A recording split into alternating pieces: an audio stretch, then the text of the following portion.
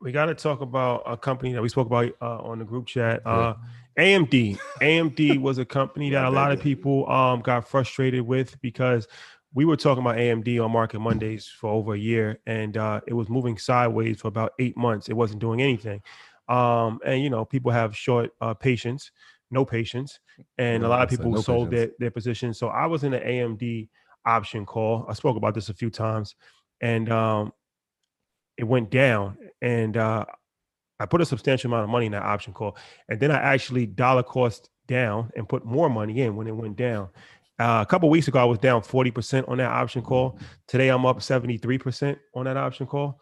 Um, so Talk heavy to him, man. patience is extremely important, but I feel like AMD, it was just a matter of time before it exploded, and we talked about this with the consolidation phase. So computer chips we're extremely bullish on it. SMH, one of my favorite ETFs, made a lot of money with SMH. So what are you guys' opinion on AMD? Because literally it's just on a run right now. The last 4 days, it's just took off to the upside. So how do you feel about AMD? I think the biggest mistake that people make with a great stock is being impatient and getting out of it too early. Like I've been at AMD since 2014.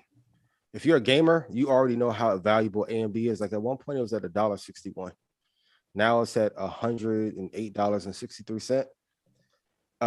Historically, now Caleb, I'd love for you to chime in, but historically the greatest length of time to hold a stock is a 20-year period. Especially if you're holding S&P 500, there's like a 0% chance that from the point in which you bought, it would go to zero. With tech, it's like 11.3 years. But once you have a winner, please hold on to it forever. Like we see it now, like the Lakers are going to run LeBron into the ground and probably sign him until he's 45. But from a management or portfolio management or player management strategy, it's a great thing to do. I just feel bad for the people who got out too prematurely, but don't feel bad. We've all done it. We all We have all sold done. positions too early, but AMD, NVIDIA, Square, Apple, Microsoft, Intuitive Surgical, those are some of the ones like you should hold for a long period of time, like 10, 20-year periods. That's why I would say that a 5-year period is the shortest time that you should hold any stock. Yeah, the way I look at all of the chip stocks is chips, and I borrow this from a friend, maybe even Josh put it out there first, or our buddy JC. Semiconductors, microchips are the new transports, right? Used to be railroads, used to be cargo lines. Yeah, we still have those, but really, what is traveling these days? What is moving across lines? Information, IP, right? All moving across fiber optic cables and computer servers and server farms that are all connected through chips. So whether it's for gaming, whether it's for just processing at the enterprise level, whether it's for your phone or your car, we're going to need these things and they're not going away. Look at the automakers. They can't make enough cars because they don't have enough chips. So we got a supply problem there. And these companies have nothing but the capacity to make a lot of supply at a great profit margin. And I just think like you're right. You don't look at semis as a 3 or 4 month thing. If you want to be a cyclical trader and trade on cycles in the economy, you can do that. But if you want to be a long-term investor, think about the things we're going to be using 5-10 years from now. That's a pretty good place to put your money. Yeah, and if you look at the infrastructure of what's happening in the semiconductor world, you saw TSM is trying to build a factory in Arizona, $100 million factory. There's a company, it's crazy. I was just having this conversation when we were talking about AMD, but Global Foundries. You guys familiar? Yeah. Yes. Yeah, Global Foundries, it was the manufacturing arm of AMD is a right here in New York, a semiconductor company that I didn't know that. I think, yeah, exactly. It's one of those old babies. And potential in the next 3 to 4 years could go public. So semiconductor world, especially in the United States, we produce such a small percentage of the world's semiconductors. And so that when you see companies like TSM come into the United States and you see AMD building factories here, it tells you like this thing is here to stay and we want to produce more of them so we don't have to pay the surcharge from getting them as an export. I'll put it in the chat. Global Foundries. You can GLOBALFOUNDRIES. Global Foundries. GF. I like what you said about chips being like the new real world, railroad. You got it. Transports. Yeah, transports. I like that. Because if you really think about it, that's how information is getting transported. It's not, the old way of actually doing it physically is not really happening so much these days, and it's all digital. So yeah, SMH, AMD, TSM, all of those companies, NVIDIA. you know, Right. NVIDIA. Yeah. And you mentioned the ETFs, which are a great way to access the sector. If you don't want to try to pick individual stocks, the SOX, Philly Semiconductor Index. You mentioned the other ETF earlier. Those are all great ways for investors if they don't want to like do the research on individual stocks and follow them. Expose yourself to the sector through ETFs. It's a great way to do it, and they trade like stocks. What's your favorite ETF in that sector?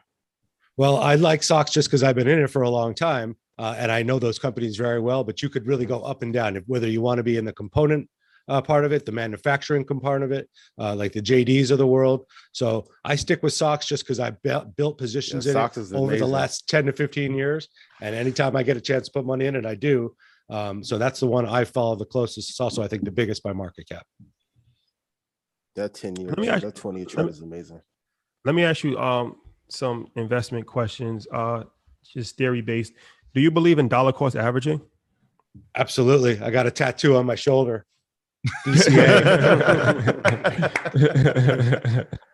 I got that inked right here. Right here with risk management on this side. Yeah. Of course I do. And to Ian's point earlier, and you guys have said it too on many shows, if you have conviction and you're a long-term investor and you believe in a sector or a stock or a group of companies, the best way to expose yourself and build a nice position over time that will generate that compounding, which is the magic fairy dust of investing, is the dollar cost average. Whether you feel it's all-time high and it can't go higher, or it just took a 20% bath, keep buying in a little bit every month, until you change your tune on that sector. That's how you build a big position. I talk to so many people, and I know you guys do too. They show you their portfolio. I got 2 shares of this, 3 shares of that, 4 shares of that. They bought them at different points in their life, but I'm like, you'll never grow wealth and take advantage of that, that magic that happens when you build solid positions over time and you're in there at like a $40 average on an Apple when the stock's up where it is today, but you've been doing it for years. There's nothing better than that in investing. What's one of the biggest mistakes that you've made in investing that you hope everyone here tonight doesn't make? I thought I was smarter than the market and could call the bottom. And I was doing this back in 2008, watching Lehman Brothers, Bear Stearns, the biggest banks, the most well-capitalized banks run by the smartest people in the world, the masters of the universe, saying to myself, no way they're going to let Lehman go under. No way they're going to let Lehman fall below $10 a share. No way that's going to happen to Bear Stearns. It all happened to me. I took big positions in those. When I was a younger man, that was a lot of money to me at the time, several $1,000s, lost it all. And I keep those tickers, I keep those positions in my portfolio to remind myself that I'm no smarter than the market. I'm the editor of Investopedia, and I'm a terrible trader and a stock picker when it comes to timing. But I'm really good at following the rules, having a plan, and doing it the slow way. I'd rather be the tortoise than the hare in this race any day. My graduates from my school being Forbes, bag drop. Bag drop. A mic drop, bag drop. Bag drop.